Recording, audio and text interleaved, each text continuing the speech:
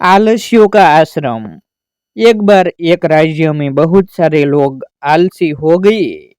उन्होंने सारा काम धाम करना छोड़ दिया, यहाँ तक कि अपने लिए खाना बनाना भी छोड़ दिया और खाने के लिए दूसरों पर निर्भर रहने लगे। ज्यादातर समय वे लेटे रहते या सोते रहते।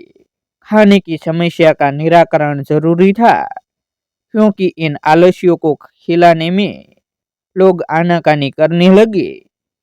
एक दिन सभी आलसियों ने राजा से मांग की कि सभी आलसियों के लिए एक आश्रम बनवाना चाहिए और उनके खाने की व्यवस्था करनी चाहिए।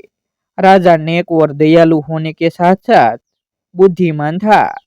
उसने कुछ सोचकर मंत्री को एक आश्रम बनाने का आदेश दिया।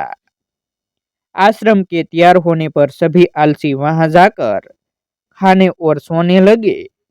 एक दिन राजा अपने मंत्री और कुछ सिपाहियों के साथ वहां आया और उसने एक सिपाही से कहकर आश्रम में आग लगवा दी।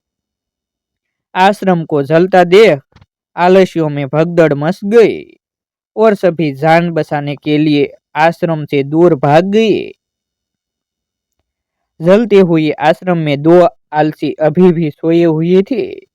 एक को पीठ पर गर्मी महसूस हुई तो उसने पास ही में लेटे दूसरे आलसी से कहा, मुझे पीठ पर गर्मी लग रही है, जरा देखो तो क्या माजरा है। तुम दूसरी करवट लेट जाओ।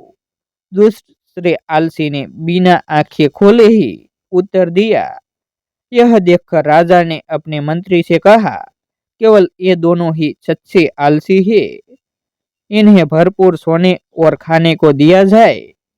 शेष सारे कामचोर है, उन्हें डंडे मार मार कर काम पर लगाया जाए। ऐसे ही नई नई वीडियो देखने के लिए हमारे YouTube चैनल सब्सक्राइब करें और वीडियो को लाइक करें।